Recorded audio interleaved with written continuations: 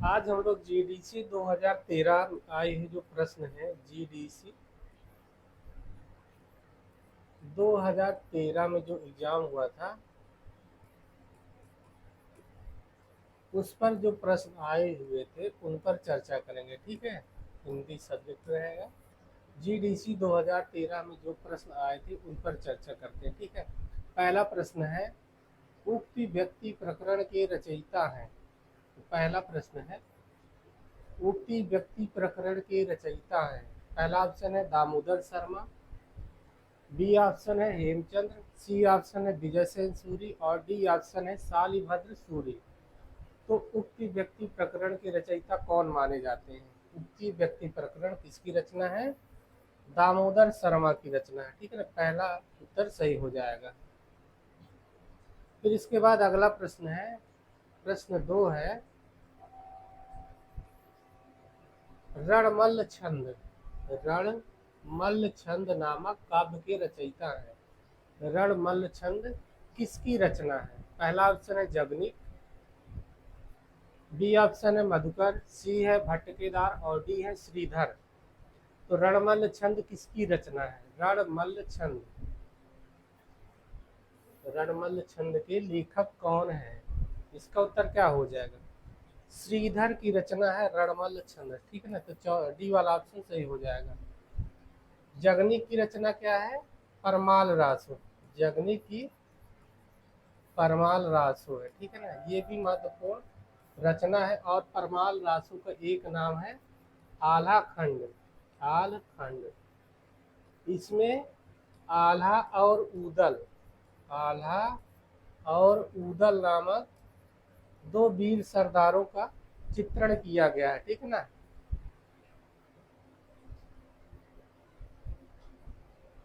फिर इसके बाद देख लेते हैं अगला प्रश्न है, प्रश्न 3 है। तीसरा प्रश्न है हिंदी साहित्य के इतिहास लेखन में काल विभाजन और नामकरण, काल विभाजन और नामकरण का प्रथम प्रयास करने वाली हैं विद्वान कौन है? ठीक है ना, तो ये भी महत्वपूर्ण प्रश्न है। हिंदी साहित्य के इतिहास लेखन में काल विभाजन और नामकरण का प्रथम प्रयास करने वाले विद्वान कौन है? पहला ऑप्शन है ए है डॉक्टर ग्रियर्सन, पहला ऑप्शन है डॉक्टर ग्रियर्सन, बी है आचार्य रामचंद्र शुक्ल, सी है आचार्य हजारी प्रसाद द्विवेदी और डी है डॉक्टर गणपति चंद्र गुप्त। तो इसका उत्तर क्या हो जाएगा? हिंदी साहित्य के इतिहास लेखन में काल विभाजन और नामकरण करने वाले हैं, प्रथम प्रयास करने वाले हैं कौन है? Doctor Grierson. हिंदी साहित्य के इतिहास लेखन में काल विभाजन और नामकरण करने वाले प्रथम विद्वान कौन माने जाते हैं? डॉक्टर जॉर्ज ग्रियर्सन माने जाते हैं। ठीक है ना, और जॉर्ज ग्रियर्सन का इतिहास ग्रंथ क्या है?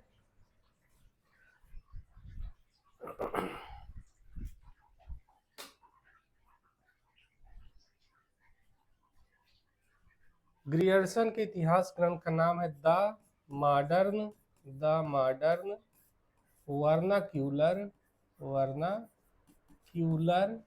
Literature literature of northern Hindustan.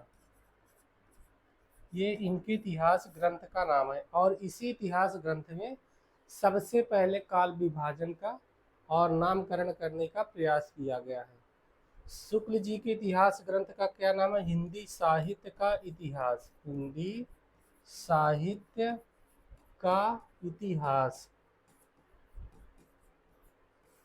और आचार्य हजार प्रसाद द्विवेदी के इतिहास ग्रंथ का नाम है हिंदी साहित्य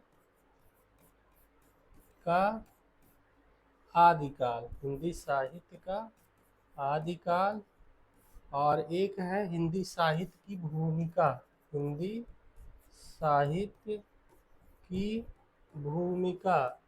और एक ग्रंथ है हिंदी साहित्य उद्भव और विकास, हिंदी साहित्य उद्भव और विकास। ये हजारी प्रसाद द्विवेदी के इतिहास ग्रंथ है, ये भी पूछे जाते रहते, ठीक है ना।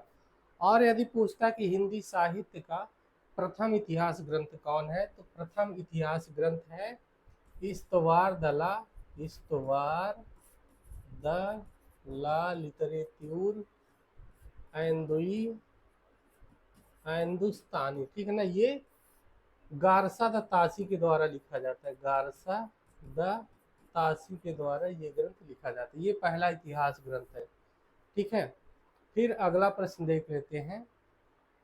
प्रश्न 4 है, हिंदी नवरत्न का रचना काल है। हिंदी नवरत्न का रचना काल है, हिंदी नवरत्न का रचना काल है। ऑप्शन ए है 1917, ऑप्शन बी है 1914, ऑप्शन सी है 1910 और ऑप्शन डी है 1909। ये बहुत महत्वपूर्ण प्रश्न है, ठीक है ना, मोस्ट इम्पॉर्टेंट है, बार बार पूछा जाता रहता है और इसमें कंफ्यूजन ही बना रहता है। तो हिंदी नवरत्न का रचना काल क्या माना जाता है? हिंदी नवरत्न का रचना काल है 1910 ईस्वी, ठीक है ना, 1910 ईस्वी में प्रकाशित होता है। और हिंदी नवरत्न रचना किसकी है? मिश्र बंधुओं की है। हिंदी नवरत्न के लेखक का नाम है मिश्र बंधु। मिश्र बंधुओं ने हिंदी नवरत्न की रचना की है, ठीक है ना। इसमें हिंदी के 9 कवियों को स्थान दिया गया है। और मिश्र बंधुओं में कौन कौन आते हैं? श्याम बिहारी मिश्र, श्याम बिहारी मिश्र,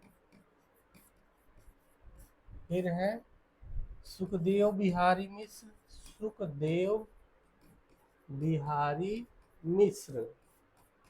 मिश्र बंधुओं में 3 लोग आते हैं।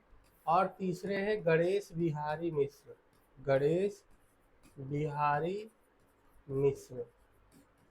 इन्होंने तीनों लोगों में मिलकर मिश्र बंधु विनोद नामक इतिहास ग्रंथ भी लिखा है। मिश्र बंधु विनोद इतिहास ग्रंथ भी लिखा है, ठीक है ना।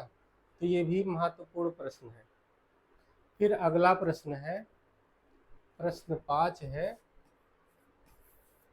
चंदन बाला रास किसकी रचना है? चंदन बाला रास किसकी रचना है? ऑप्शन ए है जिनविजय, ऑप्शन बी है चंद्रवरदाई, ऑप्शन सी है गोरखनाथ और ऑप्शन डी है आशगु। तो चंदन बाला रास किसकी रचना मानी जाती है? आशगु की है, ठीक है ना। कवि आशगु ने चंदन बाला रास की रचना की है। आशगु की रचना है चंदन बाला रास। ये भी इम्पॉर्टेंट प्रश्न है, कई बार पूछा जाता रहता है, ठीक है ना। और चंद्रवरदाई का क्या है? चंद्रवरदाई की रचना है पृथ्वीराज रासो, पृथ्वीराज रासो। पृथ्वीराज रासो भी बहुत महत्वपूर्ण ग्रंथ है, ठीक है ना। इसमें इसकी रचना चंद्रवरदाई ने की है। और पृथ्वीराज रासो जो है ये अपूर्ण ग्रंथ माना जाता है, ठीक है ना। अपूर्ण ग्रंथ है जिसको पृथ्वी चंद्रवरदाई के पुत्र है जल्हड़ के द्वारा इसको पूर्ण किया जाता है। तो ये भी पूछा जाता है कि पृथ्वीराज रासो की इसको किसने लिखा, पूरा लिखा? तो पृथ्वी चंद्रवरदाई के पुत्र है जल्हड़, इनके द्वारा इसे पूरा किया जाता है। फिर अगला प्रश्न है, जम्बू स्वामी रास के रचयिता हैं। जम्बू स्वामी रास के रचयिता है, 6वां प्रश्न है, जम्बू स्वामी रास के रचयिता है। ऑप्शन ए धर्मसूरी, ऑप्शन बी है हेमचंद्र सूरी, ऑप्शन सी है शालिभद्र सूरी और ऑप्शन डी है जिनदत्त सूरी। तो जम्बू स्वामी रास के रचयिता कौन माने जाते हैं? जम्बू स्वामी रास किसकी रचना है? धर्मसूरी की रचना है, ठीक है ना। जम्बू स्वामी रास धर्मसूरी की रचना है। और शालिभद्र सूरी की 2 रचनाएं हैं, ये भी पूछी जाती हैं, बुद्धि रास और शालिभद्र सूरी रास। शालिभद्र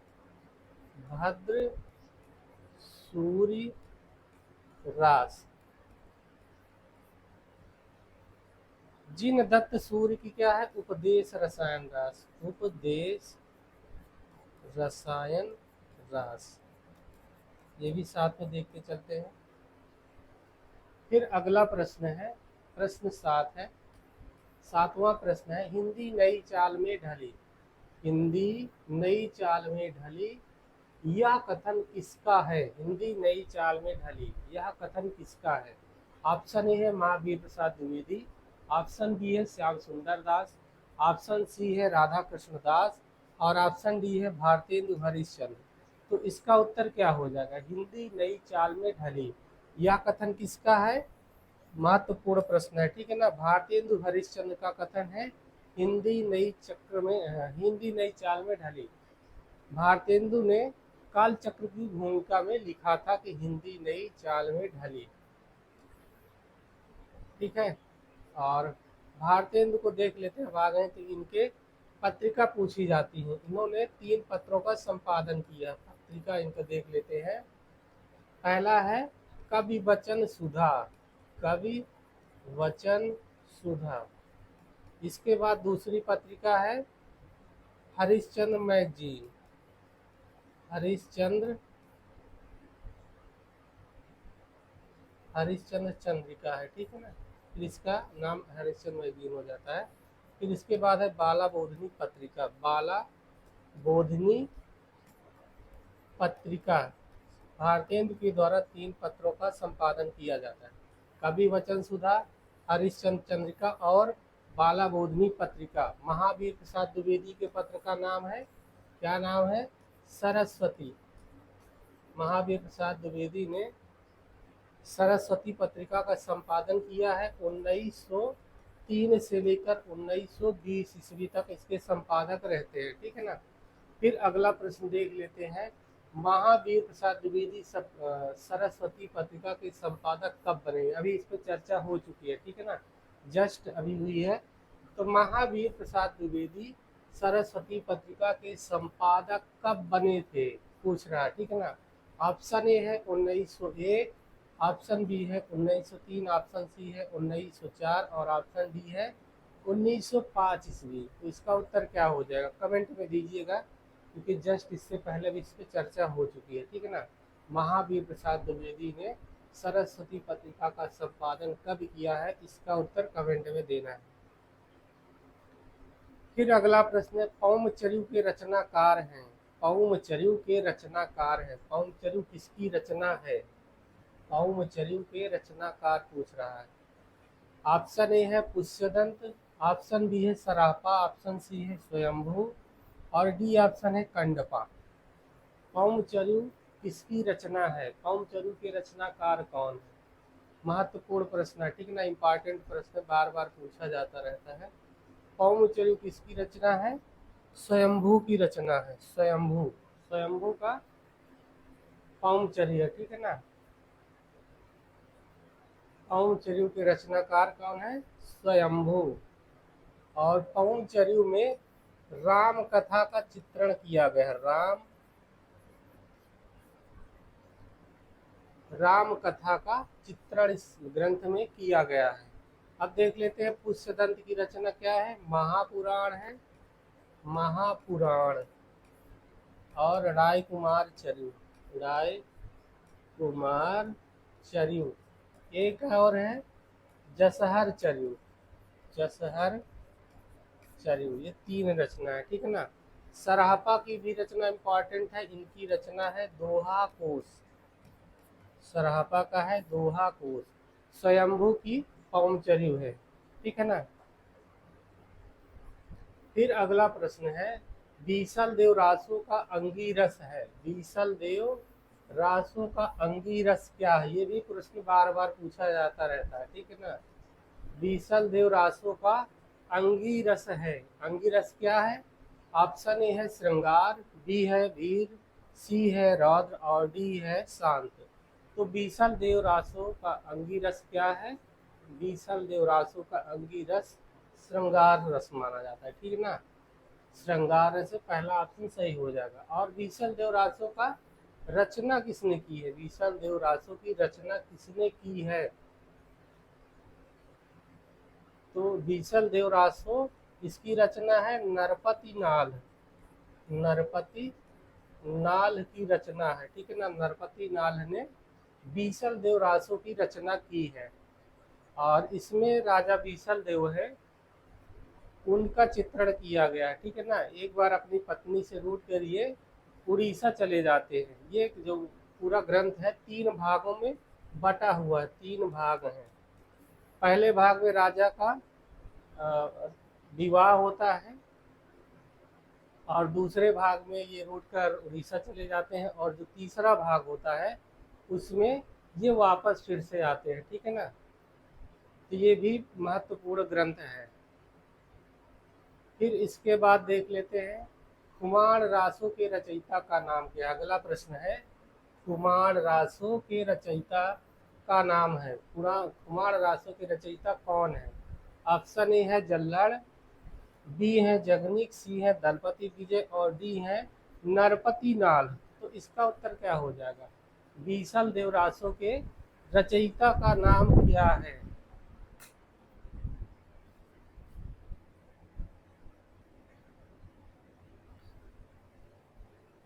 बीसल देव नहीं, कुमार रासो के रचयिता का नाम है। कुमार रासो किसकी रचना है? तो इसका उत्तर हो जाएगा दलपति विजय। दलपति की विजय की रचना है कुमार रासो। ठीक है ना, दलपति विजय की रचना क्या है? कुमार रासो है। और जल्लड़ को देख लेते हैं। तो जल्लड़ कौन है? ये चंदवरदाई के पुत्र हैं। ठीक है ना, चंदवरदाई, चंदवरदाई के ये पुत्र रहते हैं। ठीक है ना, चंदवरदाई के पुत्र हैं। और इन्होंने चंदवरदाई के जो ग्रंथ है पृथ्वीराज रासो, पृथ्वीराज रासो, ये जो अपूर्ण ग्रंथ है इसको जल्लड़ के द्वारा ही पूर्ण किया जाता है। जगनिक का क्या है? जगनिक का ग्रंथ है परमाल रासो। परमाल रासो, परमाल रासो का एक नाम आल्हा खंड भी रहता है। ठीक है ना, आल्हा खंड के नाम से भी इसे जाना जाता है। दलपति विजय की क्या है? कुमार रासो, कुमार रासो है। और नरपति नाल का क्या है? बीसल देव रासो, बीसल देव रासो। ठीक है, फिर इसके बाद अगला प्रश्न देख लेते हैं।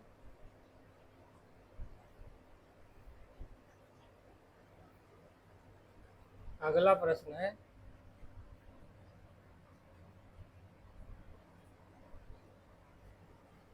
अनुराग बांसुरी के रचयिता हैं। अगला प्रश्न है अनुराग बांसुरी के रचयिता हैं। अनुराग बांसुरी किसकी रचना है? ऑप्शन ए है शेख रहीम, ऑप्शन बी है नूर मोहम्मद, और ऑप्शन सी है कासिम शाह, और ऑप्शन डी है मुल्ला दाऊद। तो अनुराग बांसुरी के रचयिता कौन है? ये भी बार बार पूछी जाती है। ठीक है ना, ये महत्वपूर्ण सारे प्रश्न है।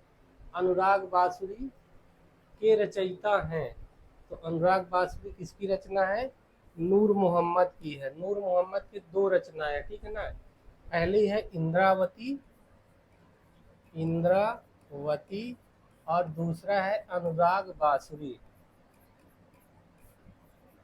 अनुराग बांसुरी। ये इनके ग्रंथ है। ठीक है ना, कासिम शाह की क्या है? हंस जवाहिर है। कासिम शाह की हंस जवाहिर। इसके बाद मुल्ला दाऊद की रचना है चंदायन। ये भी महत्वपूर्ण ग्रंथ है। ठीक है ना, चंदायन भी बार बार पूछा जाता है। फिर अगला प्रश्न है हिंदी में प्रचलित 12 मासा सबसे पहले किस कृति में मिलता है? हिंदी में प्रचलित 12 मासा सबसे पहले किस कृति में मिलता है? पहला ऑप्शन है नेमिचर्यु, बी ऑप्शन है नेमिनाथ चर्यु, सी है पौंचर्यु और डी है संदेश राशक। तो हिंदी में प्रचलित 12 मासा सबसे पहले किस कृति में मिलता है? 12 मासा सबसे पहले किस कृति में मिलता है?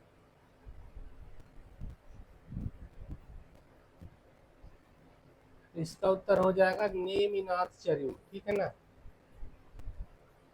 नेमिनाथ चर्यु। पौंचर्यु किसकी रचना है? स्वयंभू की है,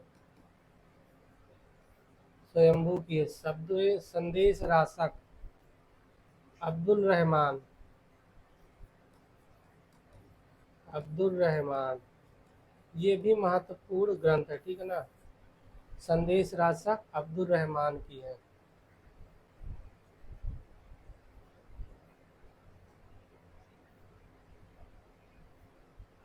फिर अगला प्रश्न है, काल क्रमानुसार इनमें सबसे पुराने लेखक हैं। काल क्रमानुसार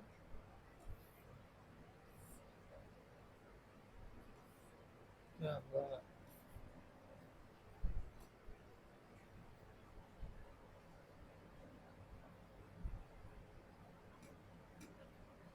काल क्रमानुसार इनमें सबसे पुराने लेखक हैं। सरदार पूर्ण सिंह, ऑप्शन ए। बी है किशोरी लाल गोस्वामी, सी है भारतेंदु हरिश्चंद्र और डी है श्याम सुंदर दास। तो इनमें से काल क्रमानुसार सबसे पुराने लेखक कौन माने जाते हैं? भारतेंदु हरिश्चंद्र माने जाते हैं, ठीक है ना। तो सी वाला ऑप्शन सही हो जाएगा, ऑप्शन सी।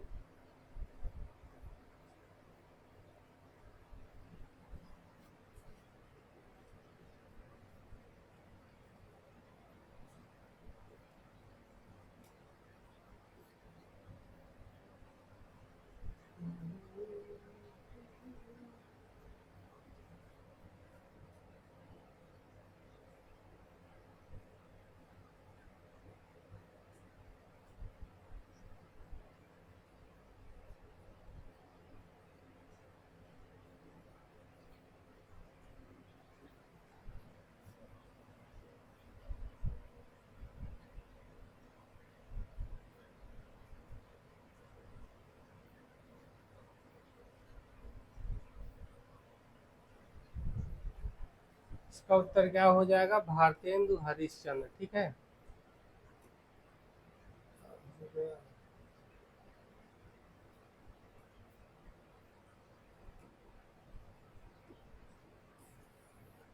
भारतेंदु हरिश्चंद्र।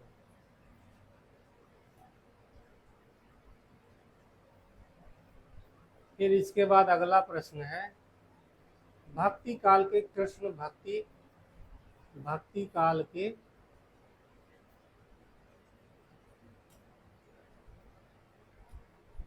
भक्ति काल के कृष्ण भक्ति काव्य परंपरा में नहीं है।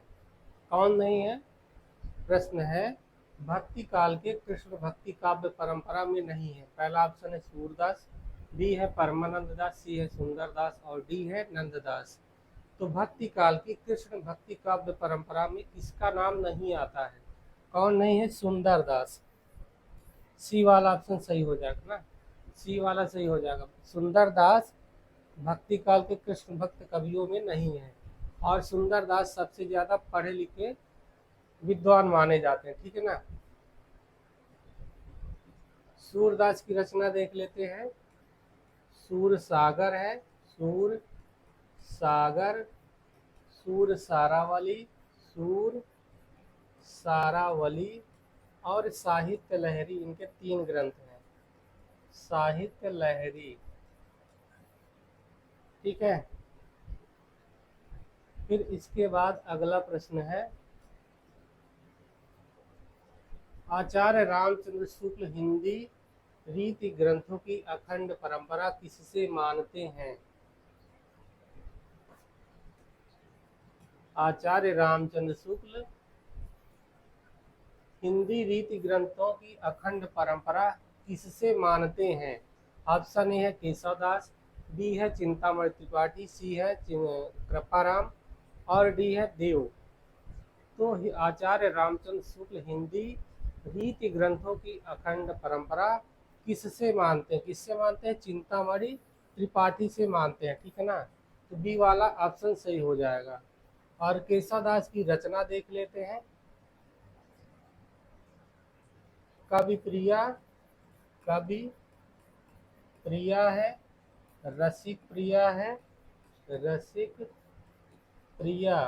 इसके बाद रामचंद्रिका, रामचंद्रिका, ठीक है ना। विज्ञान गीता, विज्ञान गीता, ये इनकी प्रमुख रचनाएं हैं, ठीक है ना। कृपाराम की हित तरंगिणी है।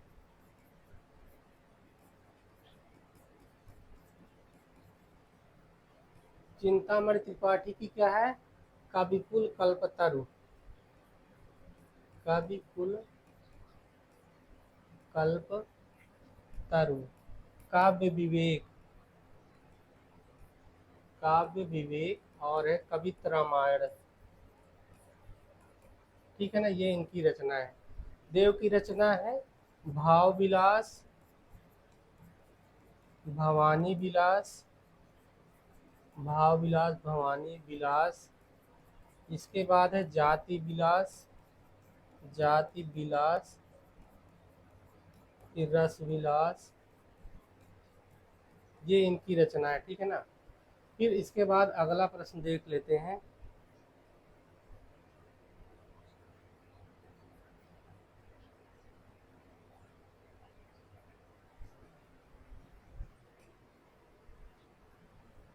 अगला प्रश्न है तुलसीदास विनय पत्रिका की भाषा है। तुलसीदास के विनय पत्रिका की भाषा है। तुलसीदास की रचना जो विनय पत्रिका है, इसकी भाषा है। ऑप्शन ए है ब्रजभाषा, बी है अवधी, सी है खड़ी बोली और डी है मगधी मगही। तो तुलसीदास की जो विनय पत्रिका है वो किस भाषा में है? ब्रज भाषा में लिखी गई है, ठीक है ना। तो पहला ऑप्शन सही हो जाएगा। तुलसीदास की विनय पत्रिका ब्रज भाषा में है। तुलसीदास की रचना देख लेते हैं। तुलसीदास की रचना कौन कौन सी है?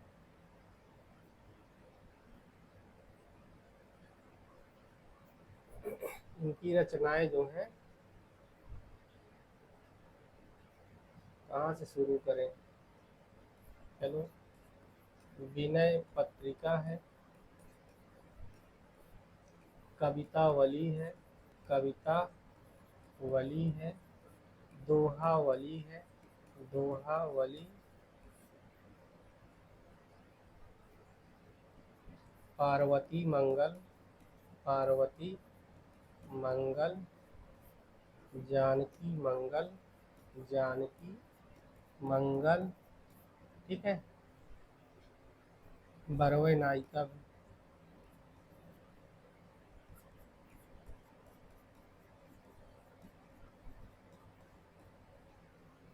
फिर है रामचरितमानस, चरितमानस, हनुमान बाहु,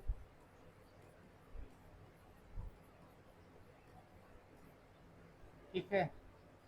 और है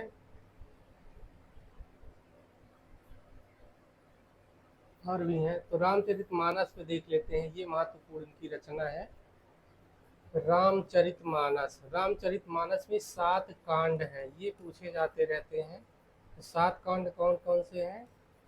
बाल कांड, अरण्य कांड, अयोध्या कांड, किष्किंधा कांड, सुंदर कांड, लंका कांड, उत्तर कांड। ये इतने कांड हैं, ठीक है ना। बाल कांड है, अरण्य कांड है, अयोध्या कांड है, किष्किंधा कांड, सुंदर कांड, लंका कांड और उत्तर कांड। फिर अगला प्रश्न, इसके कांड याद रखना है। देख लेते हैं। बी से बाल कांड, ए से अरण्य कांड,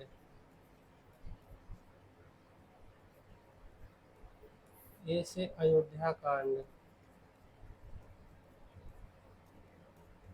के से किष्किंधा कांड, किष्किंधा कांड, यस से सुंदर कांड, सुंदर कांड। ये महत्वपूर्ण है, इसमें लोग सुंदर कांड का पाठ किया करते हैं। फिर है यल से लंका कांड, लंका कांड और यू से है उत्तर कांड, उत्तर कांड। तो रामचरितमानस के ये 7 कांड है, ठीक है ना।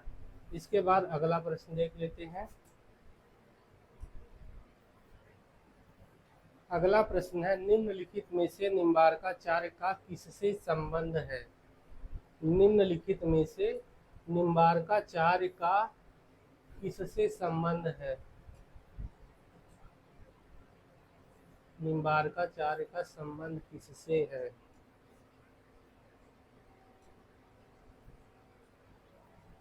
निम्नलिखित में से निम्बार्काचार्य का संबंध किससे है?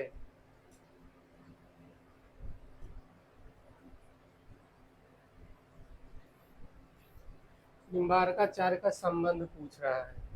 इससे है ऑप्शन ए है विशिष्टाद्वैतवाद, बी है द्वैतवाद, सी है द्वैताद्वैतवाद और डी है शुद्धाद्वैतवाद।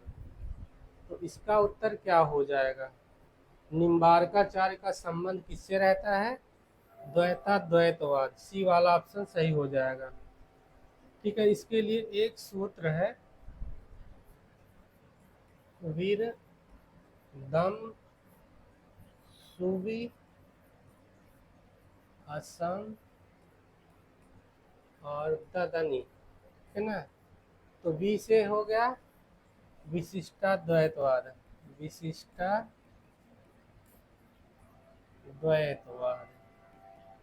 आर से क्या हो गया? रामानुजाचार्य, रामानुजाचार्य। द से क्या हो गया? द्वैतवाद, द्वैतवाद। माँ से क्या हो गया? मध्वाचार्य, मध्वाचार्य। मध्वाचार्य का है द्वैतवाद।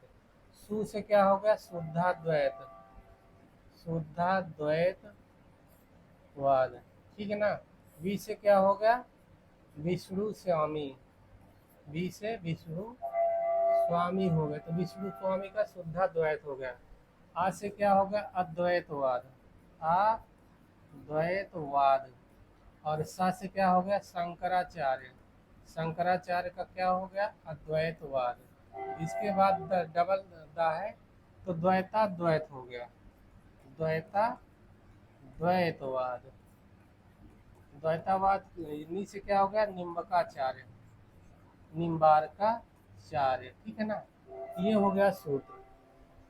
वी से विशिष्टाद्वैतवाद, रा से रामानुजाचार्य, दा से द्वैतवाद, मा से मध्वाचार्य, सु से शुद्धाद्वैतवाद, वी से विष्णु स्वामी, आ से अद्वैतवाद, सा से शंकराचार्य, दादा से द्वैताद्वैतवाद, ना से नी से निम्बार्काचार्य। तो ये हो गया प्रमुख संप्रदाय हैं, इससे पूछा जाता है। ठीक है ना। ये प्रमुख वाद हैं, इनसे पूछा जाता रहता है, तो इम्पॉर्टेंट है।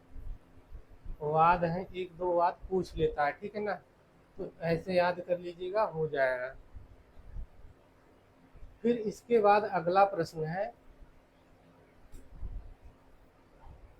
श्रावकाचार किसकी रचना है? अगला प्रश्न है, श्रावकाचार किसकी रचना है? श्रावकाचार किसकी रचना है? ठीक है ना। ऑप्शन ए है देवसेन, बी है वररुचि, सी है लक्ष्मीधर और डी है श्रीधर। तो श्रावकाचार किसकी रचना है? देवसेन। देवसेन की क्या है? श्रावकाचार। और श्रावकाचार में श्रावक या गृहस्थ धर्म का प्रतिपादन किया जाता है। श्रावक धर्म या गृहस्थ धर्म का प्रतिपादन है। ठीक है, गृहस्थ धर्म का प्रतिपादन है। इसमें 233 दोहों में श्रावक धर्म का प्रतिपादन किया गया है। वररुचि की प्राकृत प्रकाश है, श्रीधर का रणवल छंद है। फिर इसके बाद अगला प्रश्न देख लेते हैं, अष्टछाप की स्थापना करने वाले कौन हैं? अष्टछाप की स्थापना करने वाले हैं कौन है? देख लेते हैं। अष्टछाप की स्थापना करने वाले हैं, ऑप्शन ए है वल्लभाचार्य, बी है विठलनाथ, सी है कुंभदास और डी है छीत स्वामी। तो अष्टछाप की स्थापना किसने की है? अष्टछाप की स्थापना विठलनाथ के द्वारा की जाती है। ठीक है ना। अष्टछाप की स्थापना विठलनाथ के द्वारा की जाती है। और कब की जाती है? विठलनाथ के द्वारा 1565 ईस्वी में की जाती है। कहाँ की जाती है? श्रीनाथ जी के मंदिर में। श्रीनाथ जी का मंदिर है, वहीं पर अष्टछाप की स्थापना की जाती है विठलनाथ के द्वारा। विठलनाथ कौन है? ये वल्लभाचार्य के पुत्र हैं, वल्लभाचार्य इनके पुत्र हैं। ठीक है ना। तो विठलनाथ ने चार अपने शिष्यों, 4 शिष्य वल्लभाचार्य के और 4 शिष्य विठलनाथ के मिलाकर 8 शिष्यों से मिलाकर अष्टछाप की स्थापना की है। ठीक है ना। तो अष्टछाप में कौन कौन से कवि आते हैं ये भी देख लेते हैं। वल्लभाचार्य के शिष्य हैं कुंभन दास,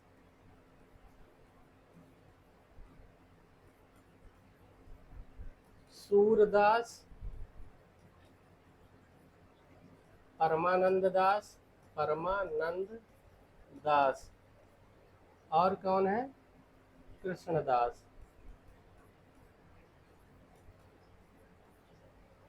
फिर विठलनाथ के शिष्य हैं शीत स्वामी, चतुर्भुज दास,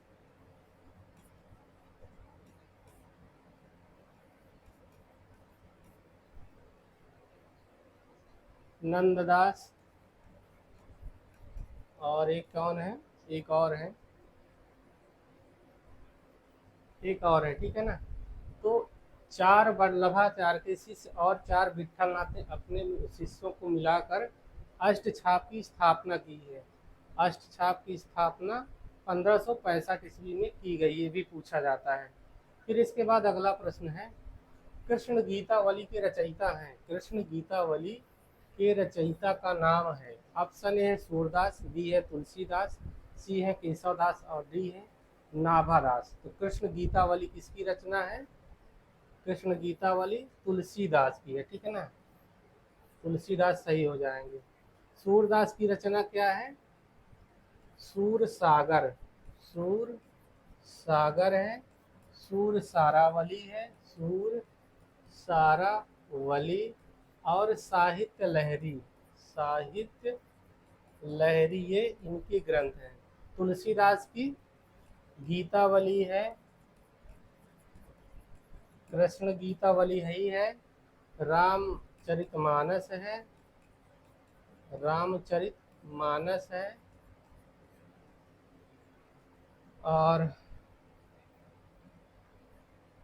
कवितावली भी है,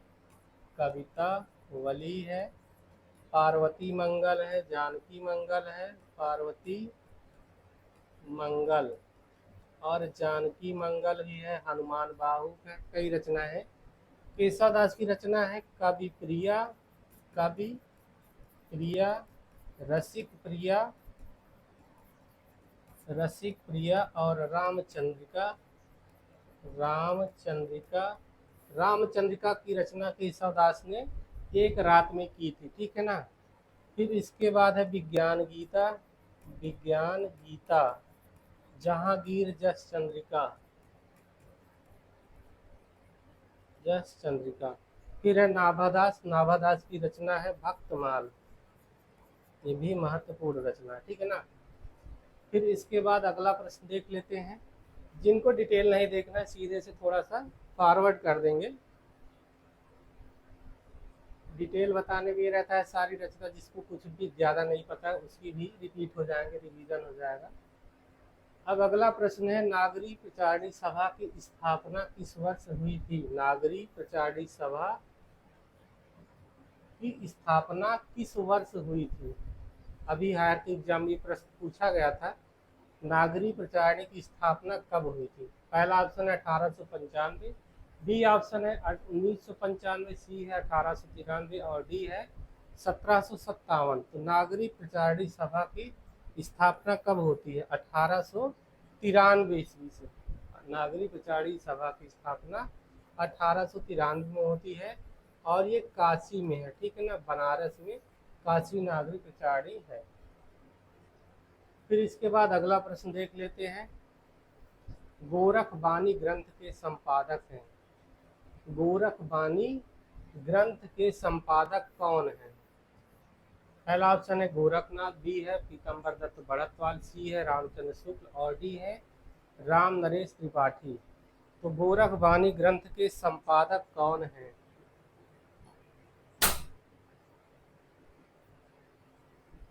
गोरखबानी ग्रंथ के संपादक कौन है? पहला ऑप्शन है गोरखनाथ, बी है पीताम्बर दत्त बड़तवाल, सी है रामचंद्र शुक्ल और डी है राम नरेश त्रिपाठी। तो गोरखबानी का संपादन पीताम्बर दत्त बड़तवाल ने की थी, ठीक है ना। रामचंद्र शुक्ल हिंदी साहित्य का इतिहास लिखते हैं, हिंदी साहित्य का इतिहास। और ये पहले इसकी रचना 1929 ईस्वी में होती है। ये हिंदी शब्द सागर की भूमिका के रूप में लिखा गया था। हिंदी शब्द सागर की भूमिका के रूप में लिखा गया था। इसका शीर्षक था हिंदी साहित्य का विकास। हिंदी साहित्य का विकास। बाद में इसका नाम बदल के कर दिया जाता है हिंदी साहित्य का इतिहास। ठीक है, ये भी इससे भी एक प्रश्न पूछा जाता रहता है। फिर इसके बाद अगला प्रश्न है, निम्नलिखित कवियों में से किसने प्रेमाख्यानक निम्नलिखित में से किसने प्रेमाख्यानक काव्य की रचना नहीं की है? प्रेमाख्यानक काव्य की रचना किसके द्वारा नहीं की जाती है? पहला ऑप्शन है मुल्ला दाऊद है, बी है मलिक मोहम्मद जायसी, सी है उस्मान और डी है अब्दुल कादिर। इसका उत्तर क्या हो जाएगा? निम्नलिखित में से किसने प्रेमाख्यानक काव्य की रचना नहीं की है? तो किसने नहीं की है? अब्दुल कादिर ने नहीं की है। तो डी वाला ऑप्शन सही हो जाएगा। मुल्ला दाऊद की रचना क्या है? चंदायन। इसमें लोरिक और चंदा की प्रेम कहानी है। ठीक है ना। मलिक मोहम्मद जायसी की रचना है पद्मावत। पद्मावत की पात्र है, इसमें है रतन सेन। रतन सेन है। रतन सेन की पत्नी है नागमती। उनकी पत्नी है।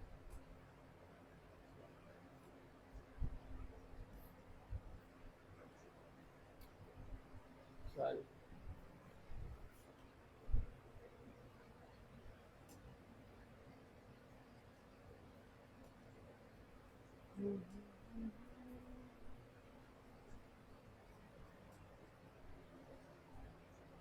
फिर से देख लेते हैं। मुल्ला दाऊद की रचना है चंदायन। इसमें लोरिक और चंदा की प्रेम कथा है। मलिक मोहम्मद जायसी की है पद्मावत। इसमें क्या है? इसमें राजा रतन सेन है। इनकी पत्नी रहती है नागमती और इनकी एक प्रेमिका रहती है। प्रेमिका बाद में पत्नी बनती है, जिसके लिए घर से जाते हैं। पद्मावती रहती, सिंघल देश की राजकुमारी रहती है। इसी के रूप सौंदर्य की प्रशंसा सुनकर रतन सेन अपनी पत्नी नागमती को छोड़कर सिंघल देश जाते हैं और वहाँ पर पद्मावती से विवाह करते हैं। इसमें तोता एक रहता है, उसका नाम रहता है हीरामन। हीरामन ही पद्मावती का तोता रहता है। उसी ने इनके रूप सौंदर्य की चर्चा रतन सेन के की है। फिर उस्मान है। उस्मान की रचना है चित्रावली। उस्मान की रचना का नाम है चित्रावली। ठीक है ना। अब्दुल कादिर ने किसी प्रेमाख्यानक ग्रंथ की रचना नहीं की है। फिर इसके बाद अगला प्रश्न देख लेते हैं। लोकमंगल की भावना के सर्वश्रेष्ठ कवि कौन है? लोकमंगल की भावना किसके काव्य में मिलता है? तो ऑप्शन ए है मलिक मोहम्मद जायसी, बी है तुलसीदास, सी है उस्मान और डी है केशव दास। तो लोकमंगल की भावना के सर्वश्रेष्ठ कवि कौन है? लोकमंगल तुलसीदास। लोकमंगल की भावना के सर्वश्रेष्ठ कवि तुलसीदास माने जाते हैं। ठीक है ना। इनकी रचना तो देख ही चुके हैं। पद्मावत है, पद्मावत, अखरावट है, अखरावट। इसके बाद आखिरी कलाम है, आखिरी कलाम। इसके बाद चित्ररेखा है,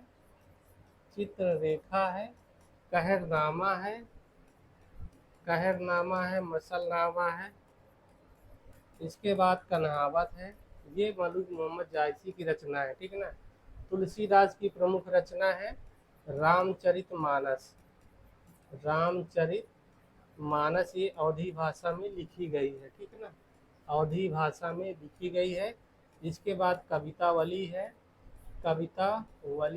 गीतावली है, कृष्ण गीतावली है, पार्वती मंगल है, जानकी मंगल है, पार्वती मंगल। इसके बाद जानकी मंगल है, जानकी मंगल। फिर इसके बाद हनुमान बाहुक है। ये इनकी रचना है। ठीक है ना। उस्मान की रचना है चित्रावली। वली। केशवदास की कवि प्रिया, कवि प्रिया, रसिक प्रिया, रसिक प्रिया। इसके बाद है रामचंद्रिका, रामचंद्रिका। विज्ञान गीता है, विज्ञान गीता। जहांगीर जस चंद्रिका, जहांगीर जस चंद्रिका। इसके बाद है, ये इनकी रचना है, ठीक है ना। इसके बाद अगला प्रश्न देख लेते हैं। केशव कही न जाए का कहिए, देखत तो रचना विचित्र अति, समुझ मनहि मन रहिए के रचयिता हैं। केशव कही न जाए का कहिए पंक्ति काफी कंफ्यूजन पैदा करती है, ठीक है ना। तो इसको ध्यान से देखना। केशव दास का शुरू में ही नाम लिखा है, तो केशव पढ़ के लिख देते हैं, केशव दास की रचना सही हो गई, ठीक है ना। तो लेकिन केशव की पंक्तियां नहीं है। केशव कहीं न जाए का कहिए, देखत तो रचना विचित्र अति समुझ मन ही मन रहिए।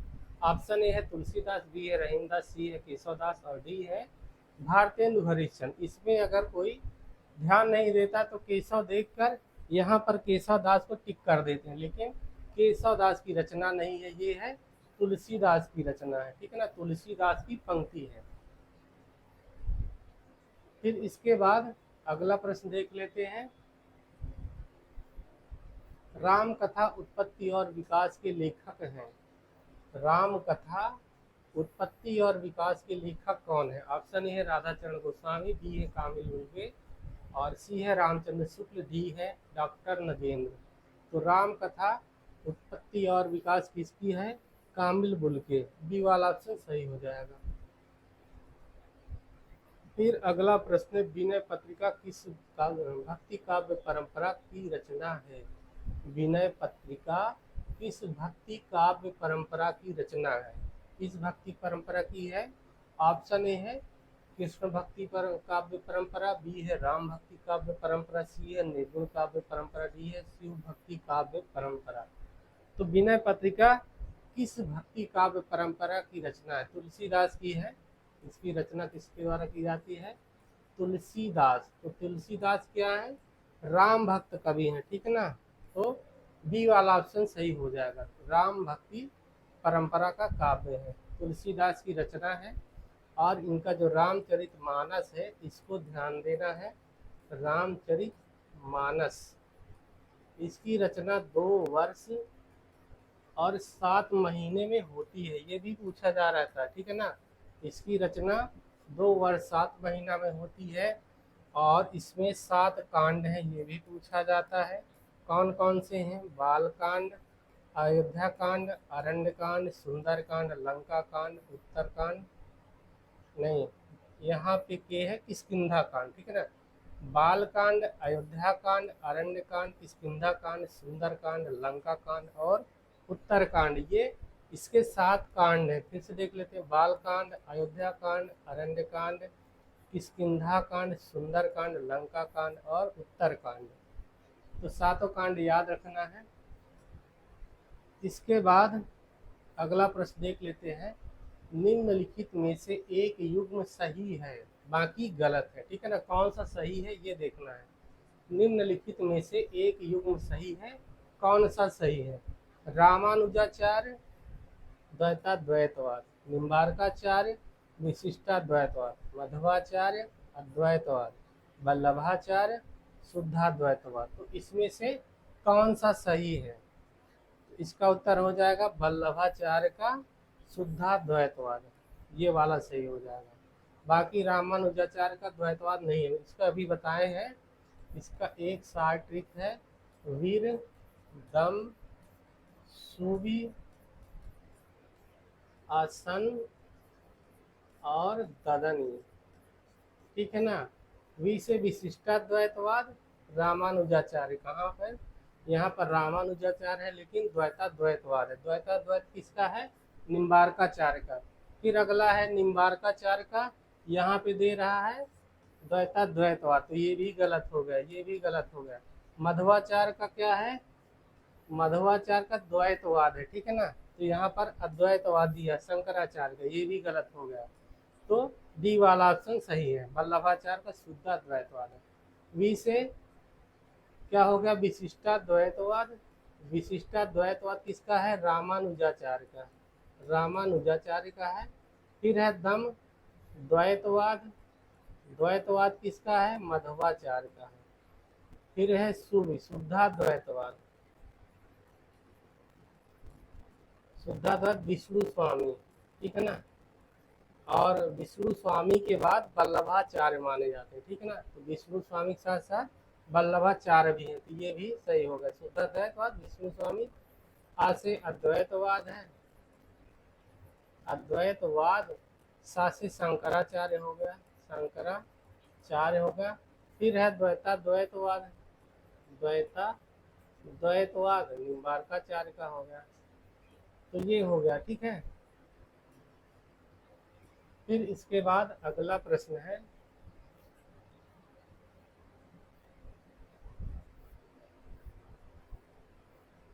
अगला प्रश्न है रीतिकाल की भूमिका पुस्तक के लेखक हैं। रीतिकाल की भूमिका, रीतिकाल की भूमिका पुस्तक के लेखक है। ये भी महत्वपूर्ण ग्रंथ है, ठीक है ना। रीतिकाल की भूमिका किसकी पुस्तक है? आचार्य विश्वनाथ प्रसाद मिश्र, आचार्य नंदलाल वाजपेयी, डॉक्टर नगेंद्र और डॉक्टर गणपति चंद्र गुप्त। तो रीतिकाल की भूमिका किसकी है? डॉक्टर नगेंद्र की है। डॉक्टर नगेंद्र ने रीतिकाल की भूमिका लिखी है। और डॉक्टर नगेंद्र के द्वारा कोई भी हिंदी साहित्य का इतिहास नहीं लिखा गया, बल्कि हिंदी साहित्य का इतिहास इस ग्रंथ का संपादन किया गया है, ठीक है ना। एक प्रश्न पूछा जाता है कि निम्नलिखित विद्वानों में से किसने हिंदी साहित्य का इतिहास ग्रंथ नहीं लिखा? तो किसने नहीं लिखा है? नगेंद्र के द्वारा कोई भी इतिहास ग्रंथ नहीं लिखा गया, जबकि हिंदी साहित्य का इतिहास ग्रंथ का इन्होंने संपादन किया है। फिर इसके बाद अगला प्रश्न है चिंतामणि निम्नलिखित में से रीतिमुक्त काव्य धारा के कवि का नाम बताइए। रीतिमुक्त काव्य धारा के कवि का नाम पूछ रहा है, ठीक है ना। पहला है बिहारी, बी है केशव श्रीपति और घनानंद। तो कौन उत्तर हो जाएगा? निम्नलिखित में से रीतिमुक्त काव्य धारा के कवियों का नाम है, कवि का नाम है कौन है? रीतिमुक्त कौन है? घनानंद है। तो डी वाला ऑप्शन सही हो जाएगा, ठीक है। अब रीतिकाल का विभाजन 3 भागों में किया गया है। रीतिकाल को 3 भागों में बांटा गया है।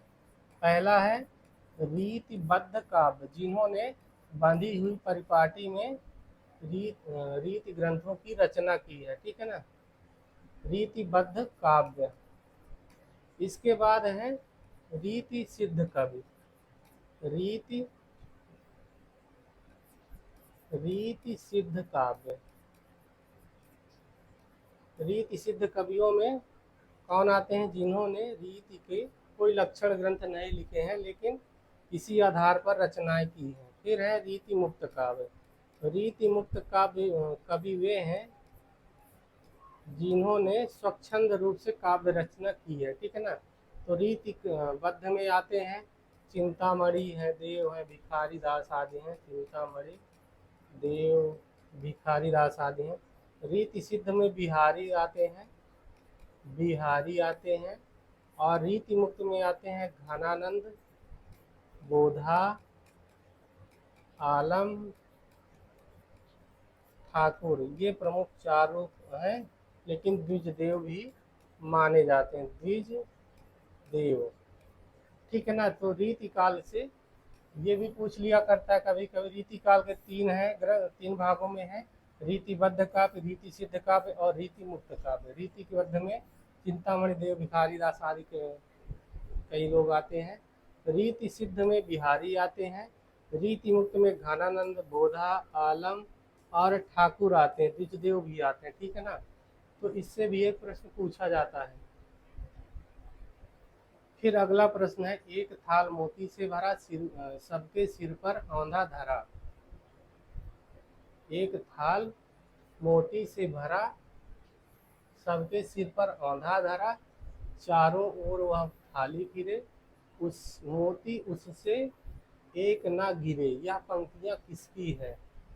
पहला ऑप्शन है विद्यापति, खुसरो, कबीर या जायसी। पहला ऑप्शन है विद्यापति, बी है खुसरो, सी कबीर और डी है जायसी। तो ये किसकी रचना है? अमीर खुसरो की रचना है, ठीक है ना, बी वाला ऑप्शन सही हो जाएगा। विद्यापति की रचना देख लेते हैं।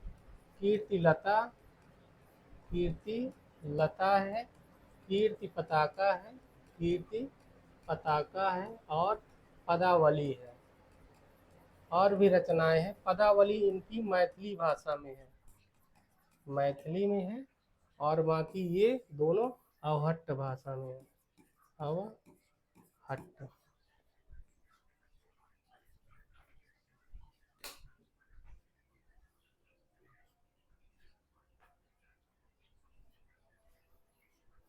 फिर कबीर की रचना का नाम है बीजक। बीजक में 3 है, इनकी साखी, शबद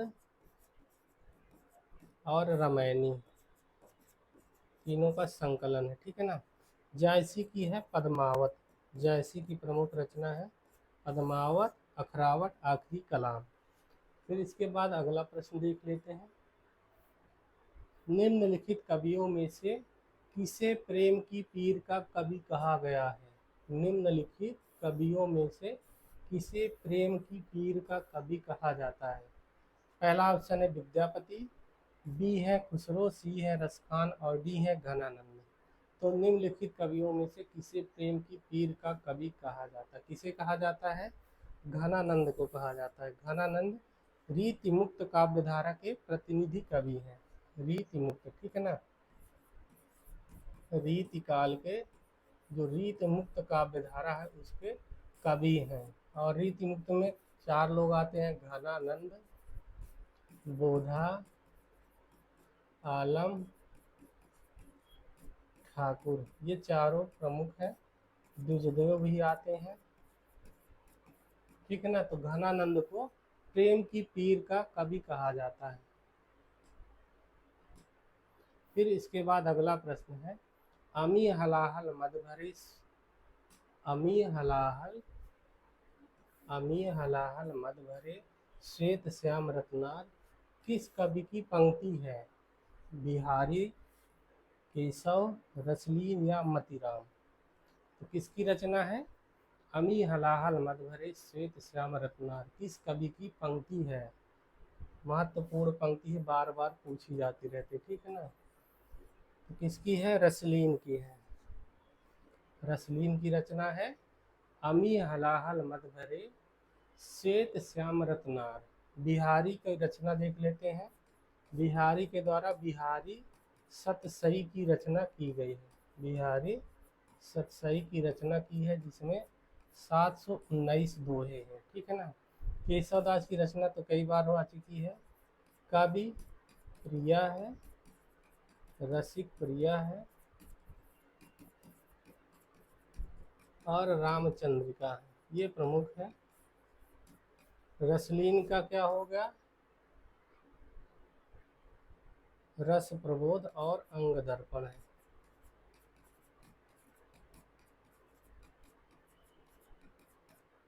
एक मिनट, कंफ्यूजन है इसमें। मतीराम का क्या है? ललित ललाम, ललित ललाम, ठीक है ना। मतीराम की रचना है ललित ललाम। फिर आगे है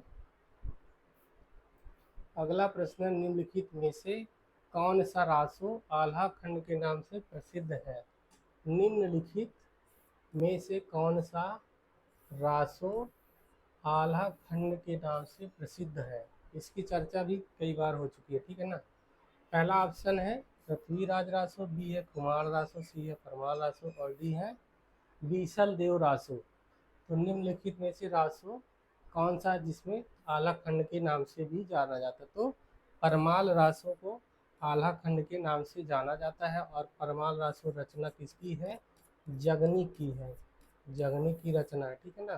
पृथ्वीराज रासो चंद्रवरदाई की है, चंद्रवरदाई। रामचंद्र शुक्ल इन्हें हिंदी का प्रथम महाकवि, शुक्ल जी इन्हें हिंदी का प्रथम महाकवि और पृथ्वीराज रासो को प्रथम महाकाव्य कहते हैं। ये भी प्रश्न पूछा जाता है, ठीक है ना। तो चंद्रवरदाई हिंदी के पहले प्रथम महाकवि और पृथ्वीराज रासो इनका ग्रंथ हिंदी का प्रथम महाकाव्य माना जाता है शुक्ल जी के अनुसार। खुमार रासो किसकी रचना है? दलपति विजय। दलपति विजय की रचना है खुमार रासो। बीसल देव रासो किसकी रचना है? अभी चर्चा की जा चुकी है, ठीक है ना। बीसल देव रासो नरपति नाल, नरपति नाल की रचना है। फिर इसके बाद अगला प्रश्न देख लेते हैं।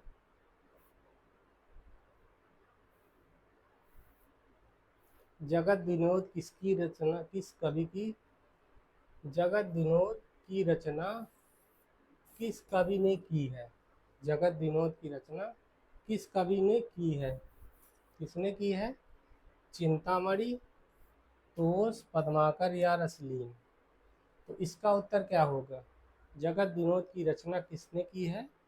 पद्माकर ने की है, ठीक है ना। ये भी बार बार पूछी जाती रहती है, पद्माकर के द्वारा की जाती है। चिंतामणि की रचना देख लेते हैं। कविकुल कल्पतरु, कविकुल कल्पतरु, काव्य विवेक रामायण, काव्य विवेक रामायण। इसके बाद कवित्र रामायण है, कवित्र रामायण है आगे, ठीक है ना। तो उसकी है सुधा निधि, सुधा निधि, नखशिख और विनय शतक, विनय शतक, ये इनकी रचना है। पद्माकर की है हिम्मत बहादुर बिरदावली, हिम्मत बहादुर बिरुदावली, बिरुदावली।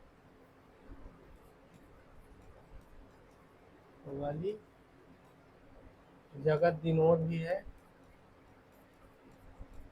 पद्माभरण है, ये इनके ग्रंथ है। रसलीन का रस प्रबोध और अंग दर्पण। फिर इसके बाद अगला प्रश्न देख लेते हैं। काव्य विवेक के रचनाकार हैं। काव्य विवेक किसकी रचना है? काव्य विवेक के रचनाकार कौन है? काव्य विवेक के रचनाकार पूछ रहा है। देव, मतिराम, चिंतामणि या केशवदास? किसकी रचना है? काव्य विवेक के रचनाकार है, अभी चर्चा हो चुकी है, चिंतामणि की रचना है, ठीक है ना। चिंतामणि की काव्य विवेक है, कवित्र रामायण है और कविकुल कल्पतरु। देव की रचनाएं क्या है? भाव विलास है, भाव विलास, भवानी विलास है, जाति विलास, जाति विलास, कुशल विलास, रस विलास, इनके ग्रंथ है, ठीक है ना। मतिराम की क्या है? ललित ललाम, ललित ललाम, अलंकार पंचाशिका।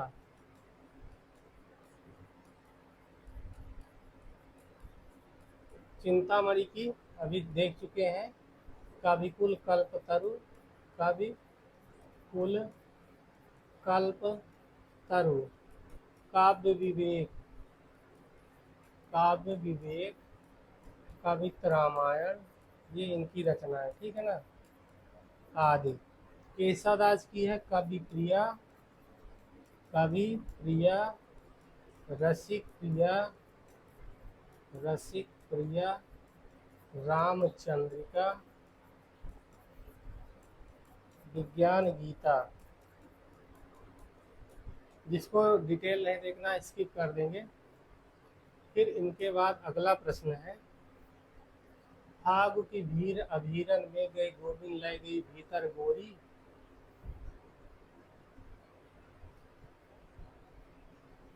फागु की भीड़ अभीरन में गई गोविंद ले गए भीतर गोरी, इसके रचनाकार हैं। ऑप्शन ए है बिहारी, बी केशवदास, सी पद्माकर, डी भिखारी दास।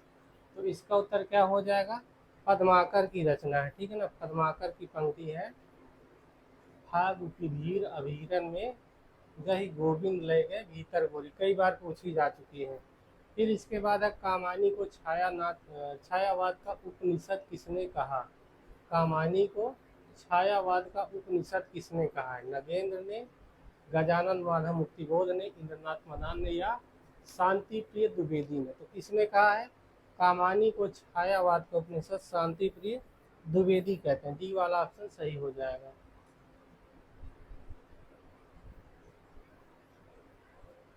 बस इतने ही प्रश्न हैं। तो ये महत्वपूर्ण प्रश्न थे, और इसके बाद फिर एक वीडियो में देखेंगे, कुछ नए प्रश्नों को लेकर आएंगे। तो महत्वपूर्ण जो रिपीटेड प्रश्न है, कई बार पूछे जा चुके हैं, उन्हीं को लेकर आते हैं। अब अगले वीडियो में फिर कोई देखेंगे। ये तो जीडीसी 2013 के जो प्रश्न है, ये उस पर चर्चा कर रहे थे अभी हम लोग। जीडीसी 2013 हिंदी, शायद 40 प्रश्न हो चुके हैं। अब इसके बाद अगला प्रश्न जो बचे हैं उसको नेक्स्ट वीडियो में देखेंगे, बाकी बचे हुए प्रश्नों को।